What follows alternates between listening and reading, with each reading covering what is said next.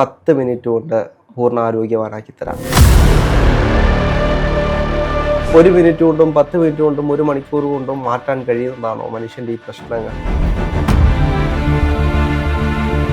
നന്നായിട്ട് ബ്ലഡ് വന്നു തന്നെ ഇരിക്കട്ടെ, റേക്കി കൊടുത്താൽ ഇൻസ്റ്റന്റ് ആയിട്ട് അത് നിൽക്കും.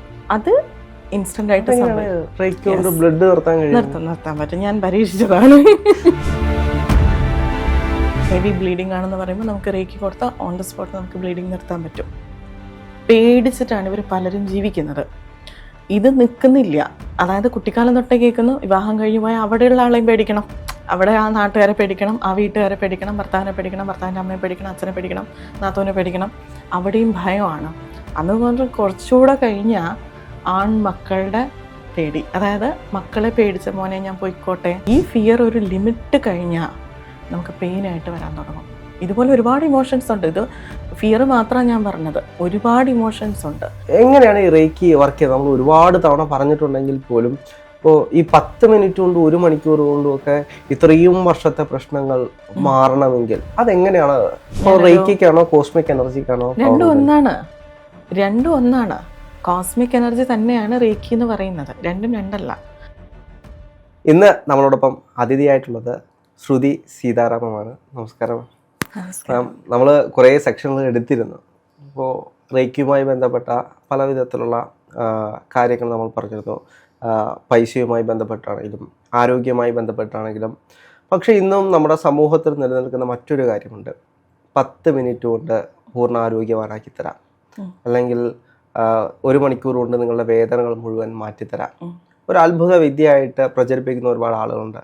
അങ്ങനെ 1 മിനിറ്റ് കൊണ്ടും 10 മിനിറ്റ് കൊണ്ടും 1 മണിക്കൂർ കൊണ്ടും മാറ്റാൻ കഴിയുന്നതാണോ മനുഷ്യൻ്റെ ഈ പ്രശ്നങ്ങൾ? അല്ലെങ്കിൽ അത് മാറ്റാൻ കഴിയുമോ റേക്കി കൊണ്ട്? അങ്ങനെ പറയുന്നത് ഒരു തട്ടിപ്പാണ്. ഞാൻ ഓപ്പണായിട്ട് തന്നെ പറയും, അങ്ങനെ നമുക്കൊരിക്കലും സാധിക്കില്ല. ഇല്ല. എന്തുകൊണ്ടാണെന്ന് വെച്ചാൽ ഇപ്പോൾ വേദനകൾ തന്നെ പല വിധത്തിലുണ്ട്. ഇപ്പം പെട്ടെന്ന് നമ്മൾ നടക്കുന്ന സമയത്ത് ഒന്ന് വീണു, അതാ ഇൻസ്റ്റൻ്റായിട്ട് അവിടെ നടക്കുന്ന സംഭവമാണ്, പെട്ടെന്ന് സംഭവിക്കുന്നത്. ഉടനെ നമുക്ക് ഹീൽ ചെയ്ത് ആ വേദന നമുക്ക് പെട്ടെന്ന് ക്ലിയർ ചെയ്യാൻ പറ്റും. ഇപ്പോൾ ഒരു ബ്ലീഡിങ്, നമ്മൾ വെജിറ്റബിൾസ് കട്ട് ചെയ്യുന്ന സമയത്ത് നമ്മുടെ കൈയൊന്ന് മുറിഞ്ഞു, നന്നായിട്ട് ബ്ലഡ് വന്നു തന്നെ ഇരിക്കട്ടെ, റേക്കി കൊടുത്താൽ ഇൻസ്റ്റൻ്റ് ആയിട്ട് അത് നിൽക്കും. അത് ഇൻസ്റ്റൻ്റ് ആയിട്ട് നിർത്താൻ പറ്റും. ഞാൻ പരീക്ഷിച്ചതാണ്. എന്റെ ഈ വിരൽ വലിയ ആക്സിഡന്റുകൾ നടക്കുന്ന ഉണ്ട്. ഇൻസ്റ്റന്റ് ആയിട്ട് നമുക്ക് ബ്ലീഡിങ് നിർത്താൻ പറ്റും. ഞാൻ അങ്ങനെ ഹീലിംഗ് ചെയ്തിട്ടുണ്ട്, ചുമ്മാ പറയണതല്ല. എന്നെ അറിയുന്ന ആൾക്കാർ പെട്ടെന്ന് വിളിച്ച് ഇങ്ങനെ സീരിയസ് ആയിട്ട് ഹോസ്പിറ്റലാണ്, ഹെവി ബ്ലീഡിങ് ആണെന്ന് പറയുമ്പോൾ നമുക്ക് റേക്കി കൊടുത്താൽ ഓൺ ദ സ്പോട്ട് നമുക്ക് ബ്ലീഡിങ് നിർത്താൻ പറ്റും. അങ്ങനെ നമുക്ക് അത് ഇൻസ്റ്റന്റ് ആയിട്ട് നമുക്ക് കൊടുക്കാം. പക്ഷേ ഈ വേദന, അതായത് ചോദിച്ച ചോദ്യം വേദനയുടേതാണ്. വേദന എന്ന് പറയുമ്പോൾ അസുഖങ്ങളാണെങ്കിലും അതിൻ്റെ ഡെപ്ത് അനുസരിച്ചിട്ടിരിക്കും. ഫോർ എക്സാമ്പിൾ 10 വർഷമായിട്ട് ഒരു പ്രായമുള്ളൊരമ്മയ്ക്ക് ഭയങ്കര കാലിൻ്റെ മുട്ടിന് വേദനയാണെന്ന് വിചാരിക്കും. ഒരുപാട് ആളുകൾക്കുള്ള പ്രശ്നമാണ് കാൽമുട്ടിനുണ്ടാകുന്ന വേദനകൾ, നടുവിനുണ്ടാകുന്ന വേദനകൾ, ഷോൾഡർ പെയിന് തുടങ്ങിയ കാര്യങ്ങളൊക്കെ.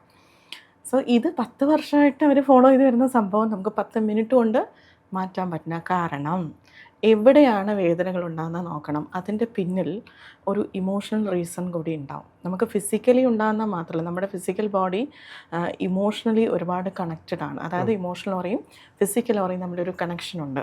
ഇപ്പോൾ കാലിൻ്റെ മുട്ടിന് വേദന ഉണ്ടെങ്കിൽ നമ്മളെന്താ പറയുക, കാലിൻ്റെ മുട്ടിന് തേയ്മാനം വന്നു, അല്ലെങ്കിൽ വർഷങ്ങളായിട്ട് കാൽമുട്ട് വേദന നിങ്ങൾ ഒഴിച്ചൽ നടത്തുന്നു, പിന്നെ എന്തൊക്കെ ട്രീറ്റ്മെൻറ്റ് ആയുർവേദമുണ്ടോ അത് ചെയ്യുന്നു, ഹോമിയോ എടുക്കുന്നു, സന്ധിവാദമാണെന്ന് പറയുന്നു, എല്ലാ ടെക്നിക്സും യൂസ് ചെയ്തിട്ട് ഇത് മാറത്തില്ല. ബിക്കോസ് അതിൻ്റെ പിന്നിലൊരു ഇമോഷണൽ റീസൺ ഉണ്ട്. അതായത് നമ്മുടെ ഉള്ളിൽ പലതരത്തിലുള്ള ഇമോഷൻസ് ഉണ്ട്, നെഗറ്റീവും പോസിറ്റീവായിട്ടുള്ള. അതിൽ നെഗറ്റീവ് ഇമോഷനായിട്ടുള്ള ഫിയർ, അതായത് ഭയം, പേടി എന്ന് പറയുന്നത്. ഈ പേടി പോയി സ്റ്റോർ ചെയ്യുന്ന സ്ഥലമാണ് കാലിൻ്റെ മുട്ട്. ഞാനൊരു എക്സാമ്പിൾ വെച്ചിട്ട് പറയാം. വളരെ എന്താ പറയുക, സന്തോഷത്തോടെ നിങ്ങൾ ഒട്ടും പ്രതീക്ഷിക്കാത്ത ഒരു സമയത്ത്, അതായത് നല്ല രീതിയിൽ നിങ്ങളിരിക്കുന്ന സമയത്ത് പെട്ടെന്ന് ഭയപ്പെടുത്തുന്നൊരു സംഭവം നിങ്ങൾ കാണുന്നു. നിങ്ങൾക്ക് ആദ്യം കാലിൻ്റെ മുട്ടിനാണ് വരിക, ശരിയല്ലേ? പെട്ടെന്ന് പേടി നമ്മുടെ വേറെ എവിടെയെങ്കിലും വിറയ്ക്കുമോ? ഹാർട്ട് ബീറ്റ് കൂടും, കാലിൻ്റെ മുട്ടാണ് നമുക്ക്, നമ്മളെപ്പോഴും പറയും പേടിച്ച് എൻ്റെ കാലിൻ്റെ മുട്ട് വിറച്ചു എന്നേ പറയുള്ളൂ. മുട്ട് വിറയ്ക്കണമെന്ന് പറയാം. കാരണം ആ ഫിയർ എന്ന് പറയുന്ന ഇമോഷൻ സ്റ്റോർ ചെയ്യുന്ന സ്ഥലമാണത്.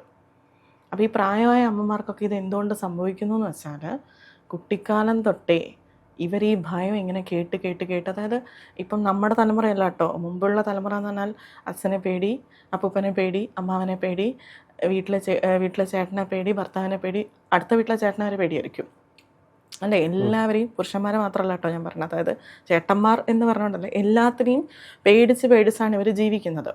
അതായത് നീ ഒരു പെൺകുട്ടിയാണ്, നീ മറ്റൊരു വീട്ടിലേക്ക് പോകേണ്ടതാണ്, അധികം ശബ്ദം ഉണ്ടാക്കരുത്, ഇങ്ങനെ സംസാരിക്കരുത്, ഇങ്ങനെ ഇരിക്കരുത്, ചിരിക്കരുത്, നടക്കരുത്, ഇങ്ങനെ കേട്ട് കേട്ട് കേട്ട് പേടിച്ചിട്ടാണ് ഇവർ പലരും ജീവിക്കുന്നത്. ഇത് നിൽക്കുന്നില്ല. അതായത് കുട്ടിക്കാലം തൊട്ടേ കേൾക്കുന്നു, വിവാഹം കഴിഞ്ഞു പോയാൽ അവിടെയുള്ള ആളെയും പേടിക്കണം, അവിടെ ആ നാട്ടുകാരെ പേടിക്കണം, ആ വീട്ടുകാരെ പേടിക്കണം, ഭർത്താവിനെ പേടിക്കണം, ഭർത്താവിൻ്റെ അമ്മയെ പേടിക്കണം, അച്ഛനെ പേടിക്കണം, നാത്തൂനെ പേടിക്കണം, അവിടെയും ഭയമാണ്. അതുകൊണ്ട് കുറച്ചുകൂടെ കഴിഞ്ഞാൽ ആൺമക്കളുടെ പേടി, അതായത് മക്കളെ പേടിച്ച മോനെ ഞാൻ പോയിക്കോട്ടെ, മോനെ ഞാൻ ചെയ്തോട്ടെ, ഇങ്ങനെ നടക്കുന്ന എത്രയോ ആൾക്കാരുണ്ട്. അപ്പോൾ ഇതിന് ഒരു ഫുൾ സ്റ്റോപ്പില്ല, ഇത് കണ്ടിന്യൂസ് ആയിട്ട് നടക്കുകയാണ്. ഈ ഫിയർ ഒരു ലിമിറ്റ് കഴിഞ്ഞാൽ നമുക്ക് പെയിനായിട്ട് വരാൻ തുടങ്ങും. ഇതുപോലെ ഒരുപാട് ഇമോഷൻസ് ഉണ്ട്. ഇത് ഫിയർ മാത്രമാണ് ഞാൻ പറഞ്ഞത്, ഒരുപാട് ഇമോഷൻസ് ഉണ്ട്. ഇതെല്ലാം നമ്മുടെ ഫിസിക്കൽ ബോഡിയായിട്ട് കണക്റ്റഡ് ആണ്. അപ്പോൾ നിങ്ങൾ എത്ര ഓയിൽമെൻറ്റ് പുരട്ടിയാലും ഈ ഇമോഷൻ അവിടെ ഇരിക്കുന്നിടത്തോളം കാലത്ത് പോവില്ല. അപ്പം നമ്മൾ റേക്കിയിൽ ചെയ്യുന്നതെന്ന് വെച്ചാൽ, കാലിലെ മുട്ടിന് വേദന വന്നാൽ ആദ്യം ചോദിക്കുക, ചേച്ചി എന്തിനാണ് പേടിക്കുന്നത് എന്നുള്ളതാണ്. എന്തിനെങ്കിലും പേടിയാണ്. അപ്പം പറയും മോളെ എനിക്ക് എല്ലാത്തിനെയും പേടിയാന്ന് പറയും. മോളെ കുട്ടിക്കാലം തൊട്ട് നമ്മൾ കേട്ട് വളരുന്നതല്ലേ. അപ്പം നമ്മൾ എന്താണെന്ന് വെച്ചാൽ ആ ഫിയറിൻ്റെ എനർജി, അതായത് ആ ഭയത്തിനെ കൂടെ നമ്മൾ അവിടെ നിന്ന് റിലീസ് ചെയ്ത് ചിലപ്പോൾ ഒരു 7 ഡേയ്സോ അല്ലെങ്കിൽ ഒരു 14 ഡേയ്സോ നമ്മൾ കണ്ടിന്യൂസ് ഒരു ½ ആൻ അവർ വെച്ചിട്ട് ഹീലിംഗ് കൊടുത്തു കഴിഞ്ഞാൽ മാറും. ഇത് യഥാർത്ഥത്തിൽ ഇപ്പോൾ ഹീലിംഗ് ആണ്. ഇപ്പോൾ നമ്മളൊരു സൈക്കോളജി ഡോക്ടർമാരോട് ചോദിച്ചു കഴിഞ്ഞാൽ അവർ ചിലപ്പോൾ പറയാതെ നിങ്ങളെ മാനസിക പ്രശ്നങ്ങൾ കൊണ്ടുണ്ടായ പ്രശ്നങ്ങളാണ്. അപ്പോൾ ആ മാനസിക പ്രശ്നങ്ങൾ മാറുന്നതായിരിക്കും. മാനസിക പ്രശ്നങ്ങൾ റേക്കിയിലൂടെ മാറുമെന്നാണോ? അല്ല, ഇപ്പോൾ പേടി കൊണ്ടാണ് കാലിൻ്റെ മുട്ടിന് വേദന വരുന്നതെന്ന് പറയുമ്പോൾ നമ്മളത് ഞാൻ ഹീല് ചെയ്തു ഇനി മാറും എന്ന് മാനസികമായിട്ട് നമ്മളെ പ്രിപ്പയർ ചെയ്യുന്നതാണ് എന്ന് ഇപ്പോൾ സൈക്കോളജിസ്റ്റ് അങ്ങനെയുള്ള ആൾക്കാരോട് ചോദിച്ചു കഴിഞ്ഞാൽ അവർ പറയും അങ്ങനെ ചെയ്യുന്നതുകൊണ്ടാണ് അത് വരുന്നത്. അപ്പോൾ അത് യഥാർത്ഥത്തിൽ ഒരു ശക്തിയാണോ അതോ നമ്മുടെ മനസ്സിന്റെ ഒരു മാറ്റം മാത്രമാണോ? ആ വേദന അവിടെ തന്നെ ഉണ്ട്, പക്ഷേ മാറി എന്ന് നമുക്ക് തോന്നുന്നതാണ്. അല്ലല്ല, എന്തുകൊണ്ടാന്ന് വെച്ചാൽ അറിഞ്ഞുകൊണ്ടും അറിയാതെയും നമ്മൾ ഹീൽ ചെയ്യുന്നുണ്ട്. അറിയാതെ ചെയ്യുന്ന ഹീലിങ്സും ഉണ്ട്. ഇപ്പം ചില ആളുകൾ നമ്മൾ വിളിച്ചിട്ട് പറയും അമ്മയ്ക്ക് ഒട്ടും ഇതിൽ വിശ്വാസമില്ല, അല്ലെങ്കിൽ അച്ഛൻ ഒട്ടും വിശ്വാസമില്ല, പക്ഷേ അച്ഛന് നടക്കാൻ പോലും പറ്റണില്ല, അച്ഛൻ വളരെ നിരീശ്വരവാദിയാണ്. അപ്പം ഞാൻ പറയും അച്ഛനോട് പറയണ്ട, കാരണം അച്ഛൻ്റെ ഈ ബുദ്ധിമുട്ട് ഇയാൾക്ക് നല്ല ബുദ്ധിമുട്ടുണ്ടാക്കുന്നുണ്ടേ. അവർക്ക് ചിലപ്പോൾ ജോലിക്ക് പോകാൻ പറ്റുന്നുണ്ടാവില്ല, അവർക്കൊരു വിവാഹം കഴിക്കാൻ പറ്റുന്നുണ്ടാവില്ല, ഇവർക്കൊരു തടസ്സമായിട്ടായിരിക്കും ഈ അച്ഛൻ്റെ അസുഖം നിൽക്കുന്നുണ്ടാവുക. അപ്പം നമ്മൾ പറയും അച്ഛനോട് പറയണ്ട, അച്ഛൻ അറിയണ്ട, അവരുറങ്ങുന്ന സമയത്തേക്ക് നമുക്ക് റേക്കി പ്രോഗ്രാം ചെയ്തിട്ട് ഹീൽ ചെയ്ത് കൊടുക്കാം. പുള്ളി സംഭവം അറിയുന്ന പോലും ഇല്ലല്ലോ. അപ്പോൾ അവിടെ നമ്മൾ സൈക്കോളജിക്കലി മൂവ് ചെയ്യുന്നു പറയാൻ പറ്റില്ല. എങ്ങനെയാണ് ഈ റേക്കി വർക്ക് ചെയ്യുന്നത്? നമ്മൾ ഒരുപാട് തവണ പറഞ്ഞിട്ടുണ്ടെങ്കിൽ പോലും ഇപ്പോൾ ഈ 10 മിനിറ്റ് കൊണ്ടും 1 മണിക്കൂർ കൊണ്ടും ഒക്കെ ഇത്രയും വർഷത്തെ പ്രശ്നങ്ങൾ മാറണമെങ്കിൽ അതെങ്ങനെയാണ് റേക്കി ഇൻസ്റ്റൻ്റ് ആയിട്ട് വർക്ക് ചെയ്യുന്നത്? റേക്കി എന്ന് പറയുന്നത് ഹൈലി ഇൻ്റലിജൻ്റ് ആയിട്ടുള്ളൊരു എനർജിയാണ്. അതായത് നമുക്ക് ഈ യൂണിവേഴ്സിലൊരു സുപ്രീം പവറുണ്ട്. ഓക്കെ, നമ്മൾ ദൈവം, ഈശ്വരൻ എന്നൊക്കെ വിളിക്കുന്നൊരു സുപ്രീം പവർ, എന്ത് പേരിട്ട് വേണോ വിളിച്ചോ കുഴപ്പമില്ല. നിങ്ങൾക്ക് യേശു എന്ന് വിളിക്കാം, ശിവനെന്ന് വിളിക്കാം, അല്ലെങ്കിൽ അതിൻ്റെ മേലെ എന്തെങ്കിലും ഉണ്ടെങ്കിൽ അതാണെന്ന് പറഞ്ഞിട്ട് നമുക്ക് വിളിക്കാം, എന്തായാലും കുഴപ്പമില്ല. ഈ ഒരു സുപ്രീം പവർ എല്ലാത്തിനെയും നിരീക്ഷിച്ചുകൊണ്ടേയിരിക്കുകയാണ്. സോ ആ ഒരു സുപ്രീം പവറിൻ്റെ ഭാഗമാണ് ഞാനും രാഹുലും, നമ്മൾ ഈ ചുറ്റും കാണുന്ന സകല സർവ്വ ചരാചരങ്ങളും. പക്ഷെ നമുക്കത് അറിയില്ല എന്നുള്ളതാണ് സത്യം. അതിൻ്റെ ഭാഗമാണ്, യൂണിവേഴ്സിൻ്റെ ഭാഗമാണ് ഞാനും നിങ്ങളും. സോ ഈ ഒരു കോസ്മിക് എനർജി എല്ലാവരിലും ഉണ്ട്. നമ്മളീ പറയുന്ന റേക്കിയും എല്ലാവരും, റേക്കി ഒരു ജാപ്പാനീസ് വേർഡ് ആയതുകൊണ്ട് അതൊരു സ്പെഷ്യലായിട്ട് നമുക്ക് തോന്നുന്നതാണ്. ആക്ച്വലി അത് യൂണിവേഴ്സൽ ലൈഫ് ഫോഴ്സ് എനർജി. ഇപ്പം നമ്മൾ റേക്കി പഠിപ്പിക്കുന്ന സമയം ഞാൻ യൂണിവേഴ്സൽ ലൈഫ് ഫോഴ്സ് എനർജി പഠിക്കാൻ പോവാണെന്ന് പറഞ്ഞാൽ കേൾക്കുന്ന ആൾ ഞെട്ടും. പക്ഷേ അതൊരു ദൈവികമായിട്ടുള്ളൊരു എനർജിയാണ്, സിമ്പിളായിട്ട് നമുക്ക് പറഞ്ഞു കൊടുക്കാം. സോ ഇതേ എനർജി നിങ്ങൾ റേക്കി പഠിച്ചാലും ഇല്ലെങ്കിലും നിങ്ങളുടെ ഉള്ളിലുണ്ട്. രാഹുൽ റേക്കി പഠിച്ചതാണോ? ഇല്ല. റേക്കി ഹീലിംഗ് അറിയില്ല. ഓക്കെ, വേറെ ഏതെങ്കിലും സ്പിരിച്വൽ ഹീലിംഗ് ചെയ്തിട്ടുണ്ടോ? ഒന്നും ചോദിക്കില്ല. പക്ഷെ ഞാനിവിടെ രാഹുലോട് അങ്ങോട്ടൊരു ചോദ്യം ചോദിക്കുകയാണ്. എപ്പോഴെങ്കിലും കുട്ടിക്കാലത്തെങ്കിലും കൈകൾ മുറിയുക അല്ലെങ്കിൽ കാലിൻ്റെ മുട്ട ഓടുന്ന സമയത്തൊന്ന് വീണ് പൊട്ടുക സംഭവിച്ചിട്ടുണ്ടാവില്ലേ? കളിക്കുന്നതിൻ്റെ തിരക്കിൽ ആ സമയത്ത് മെഡിസിൻ വെക്കാൻ ഓടിയോ ബാക്കി കളി കളിച്ചോ? എന്നിട്ടത് ഹീലായിട്ടില്ലേ? ആയിട്ടുണ്ട്. എങ്ങനെ സംഭവിച്ചു? അത് ആ സമയത്ത് നമുക്കറിയില്ല. എങ്ങനെ സംഭവിക്കുന്ന വെച്ചാൽ നമ്മുടെ ഉള്ളിൽ, നമ്മുടെ എല്ലാവരുടെയും ഉള്ളിൽ ഒരു ഹീലിംഗ് പവറുണ്ട്. കാരണം നമ്മളും ആ കോസ്മിക് എനർജിയുടെ ഭാഗമാണ്. നമ്മുടെ എല്ലാവരുടെ ഉള്ളിലുണ്ട്. അപ്പം നിങ്ങൾക്കൊരു സംശയം ഉണ്ടാകും, പിന്നെ എന്തിനാണ് നമ്മൾ റേക്കി ദീക്ഷ എടുക്കുന്നത്, അല്ലെങ്കിൽ എങ്ങനെയാണ് ഇത് വർക്കാവുന്നത് എന്നുള്ളത്. കാരണം എന്താ വെച്ചാൽ നമ്മുടെ ചക്രാസിലൂടെ, അതായത് നമ്മുടെ ഫിസിക്കൽ ബോഡി അല്ലാണ്ട് നമുക്ക് എക്സ്ട്രാ ഒരു ബോഡി, നമ്മുടെ സൂക്ഷ്മ ശരീരം എന്ന് പറയും, അതായത് എനർജറ്റിക് ബോഡി. ഈ എനർജറ്റിക് ബോഡിയിൽ നമുക്ക് ഒരുപാട് ചക്രാസ് ഉണ്ട്, അതായത് എനർജി സെൻറ്റേഴ്സ് ഉണ്ട്. ഈ എനർജി സെൻറ്റേഴ്സിലൂടെയാണ് ഈ സമ്പൂർണ്ണ പ്രപഞ്ചം മുഴുവൻ നിലനിൽക്കുന്ന ആ ഒരു കോസ്മിക് എനർജി നമ്മളിലേക്ക് കണക്ട് ചെയ്യുന്നത്. സോ ആ കോസ്മിക് എനർജി നമ്മളിലേക്ക് കൃത്യമായിട്ട് കണക്ട് ചെയ്യുന്നത് ഒരു ദീക്ഷ എടുത്ത ആളാണെങ്കിൽ അത് പ്രോപ്പർ കണക്ഷൻ ആയിരിക്കും. ദീക്ഷ എടുക്കാത്ത വ്യക്തികളാകുമ്പോൾ പലതരത്തിലുള്ള ബ്ലോക്സ് ഉണ്ടാകും. നമ്മൾ ദീക്ഷയുടെ സമയത്ത് ഈ ബ്ലോക്സ് ഒക്കെ റിലീസ് ചെയ്തിട്ടാണ് നിങ്ങൾക്ക് കണക്ട് ചെയ്തതെന്ന്. പിന്നെ നിങ്ങൾ ഡെയിലി സാധന ചെയ്യുന്ന സമയത്ത് അത് ഇൻസ്റ്റൻ്റായിട്ട്, നമ്മളിപ്പോൾ ജസ്റ്റ് റേക്കിന്ന് ഇങ്ങനെ വിളിക്കുന്ന മൊമെൻ്റ് എൻ്റെ കയ്യിൽ വന്നു, അതെന്ന് വെച്ചാൽ നമ്മൾ അത്രയും കണ്ടിന്യൂസ് ആയിട്ട് പ്രാക്ടീസ് ചെയ്ത് അതുമായിട്ട് അത്രയും കണക്റ്റഡ് ആവും. പക്ഷെ നോർമലി ഉള്ള ഒരാൾക്ക് ചക്രാസിനെ പറ്റിയിട്ട് അറിയില്ല, കോസ്മിക് എനർജിയെ പറ്റിയിട്ട് അറിയില്ല, ഉള്ളിലൊരു ഹീലിംഗ് പവർ ഉണ്ടെന്നറിയില്ല, യൂണിവേഴ്സ് എന്താണെന്ന് അറിയില്ല, അല്ലേ? നമുക്ക് ഇതിനെപ്പറ്റി അറിയില്ല, പക്ഷെ നമ്മുടെ എല്ലാവരുടെ ഉള്ളിൽ ആ എനർജി ഉണ്ട്. പക്ഷേ ദീക്ഷ എടുത്തു കഴിഞ്ഞാൽ ആവശ്യത്തിലധികം, അതായത് എത്രത്തോളം നമുക്ക് ആ എനർജി റിസീവ് ചെയ്യാൻ വേണമോ, അതായത് നമ്മുടെ ആവശ്യം എന്താണോ അതനുസരിച്ചിട്ട് ആ എനർജിയെ ഒരു ഹീലറിന് റിസീവ് ചെയ്യാനും ആരിലേക്കാണോ എത്തിക്കേണ്ടത്, അവർക്ക് എത്രയാണോ വേണ്ടത് അത്രയും നമുക്ക് സെൻഡ് ചെയ്യാനും പറ്റും. മനസ്സിലായോ? അപ്പം ഒരു മുറിവ് വന്നു കഴിഞ്ഞാൽ, അല്ലെങ്കിൽ നേരത്തെ പറഞ്ഞ അവൻ്റെ കാലിൻ്റെ മുട്ടിൻ്റെ വേദന വന്നാൽ ഒരു ഹീലറിൻ്റെ ഇൻറ്റൻഷൻ അനുസരിച്ചിട്ട്, അതായത് അവിടെ കാലിൻ്റെ മുട്ടിന് വേദന ഉണ്ടെന്ന് ഹീലറിനറിയാം, അതേപോലെ തന്നെ ഈ എനർജിക്കും അറിയാം. അത് ഹൈലി ഇൻ്റലിജൻ്റ് ആണ്. സോ അതിനറിയാം എന്നെ ഇന്നയാൾ വിളിക്കുന്നത് ഇന്നയാൾ ഹീൽ ചെയ്യാൻ വേണ്ടിയിട്ടാണ്. സോ അതിൻ്റെ റൂട്ട് കോസിലേക്ക് റേക്കി പോവുകയും അവിടെ ഹീലാവുകയാണ് ചെയ്യുന്നത്. അതായത് ആ ഒരു പർട്ടിക്കുലർ പോയിന്റ് നമുക്കൊരു എനർജി ഇൻബാലൻസ് വരികയാണ്. ഇപ്പോൾ കാലിൻ്റെ മുട്ടിന് വേദന എന്ന് പറഞ്ഞപ്പോൾ ഫിയറിൻ്റെ അളവ് കൂടി, അതായത് സാധാരണ ഉള്ളതിനെക്കാട്ടും അവിടെ ഒരു ഇൻബാലൻസ് വന്നു. അവിടെ എക്സ്ട്രാ ഒരു എനർജി, റേക്കി എന്ന എനർജി മറ്റൊരാളിലൂടെ പ്രവഹിച്ചിട്ട് അവിടെ ബാലൻസ് ചെയ്യാണ് ചെയ്യുന്നത്. സോ അപ്പോൾ ആ പ്രശ്നം അവിടെ ഹീലാവുകയാണ് ചെയ്യുന്നത്. പിന്നെ മറ്റൊരു സംശയമാണ്, ഇപ്പോൾ കുറേ കാലങ്ങളായിട്ടുള്ളതാണ്, ഈ ചില ആളുകളൊക്കെ ഈ ചില സന്യാസിമാരെ കണ്ടുമുട്ടിയതിന് ശേഷം ഒറ്റ നിമിഷം കൊണ്ട് അവരൊന്ന് തലയെ കൈ വെച്ച് അനുഗ്രഹിച്ചതിന് ശേഷം ജീവിതം മാറി എന്ന് പറയുന്ന ഒരുപാട് ആളുകളൊക്കെ ഉണ്ട്. യഥാർത്ഥത്തിൽ സന്യാസിമാരും അല്ലെങ്കിൽ ഇങ്ങനെ ജീവിതം മാറി എന്ന് പറയുന്ന ആളുകൾക്കും പെട്ടെന്ന് പാസ്സായി പോയത് യഥാർത്ഥത്തിൽ ഈ റേക്കി എനർജിയാണോ, അതോ ഇപ്പോൾ നമുക്ക് ഒരുപാട് മൊഡാലിറ്റികളുണ്ട്, ഹീലിംഗ് മൊഡാലിറ്റികളുണ്ട്, അതിലെല്ലാം പല പേരിൽ അറിയപ്പെടുന്നുണ്ട്. അപ്പോൾ എനർജി ഒന്നേ ഉള്ളൂ എന്ന് നമ്മൾ പഠിച്ചിട്ടുണ്ട്. യഥാർത്ഥത്തിൽ ഈ റേക്കി തന്നെയാണോ യഥാർത്ഥത്തിൽ സന്യാസിമാരും ഇത്തരത്തിൽ മറ്റുള്ളവർ ട്രാൻസ്ഫോം ചെയ്യാൻ വേണ്ടി ഉപയോഗിച്ചുകൊണ്ടിരുന്നത്? റേക്കി എന്ന് പറഞ്ഞേക്കാളുപരി അവരിലേക്ക് ഒഴുകുന്ന കോസ്മിക് എനർജിയുടെ പവർ ഹയർ ആയിരിക്കും. എല്ലാം ഒന്ന് തന്നെയാണ് രാഹുൽ പറഞ്ഞ പോലെ തന്നെ.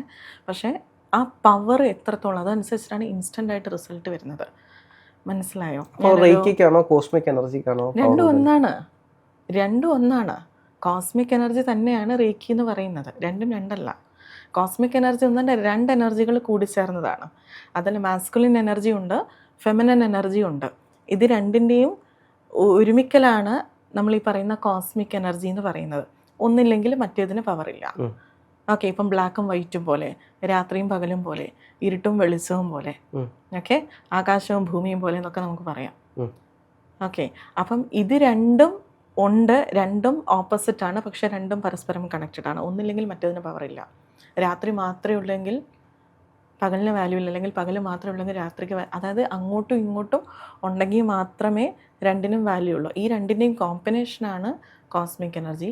ഇത് സെയിം സാധനമാണ് നമ്മൾ ഈ വിളിക്കുന്ന റേക്കി. അപ്പോൾ ഈ സന്യാസിമാർ മറ്റുള്ളവരുടെ ജീവിതത്തിൽ അത്ഭുതങ്ങൾ സൃഷ്ടിക്കാൻ ഉപയോഗിച്ചിരുന്ന ശക്തിയും കോസ്മിക് എനർജി തന്നെയാണ്. യെസ്, റേക്കി എന്ന് നമ്മൾ ആ ജാപ്പാനീസ് ടെക്നിക്ക് വന്നതുകൊണ്ട് നമ്മൾ ആ പേരിട്ട് വിളിക്കുന്നുള്ളൂ, കോസ്മിക് എനർജി, സിമ്പിളായിട്ട് പറഞ്ഞു.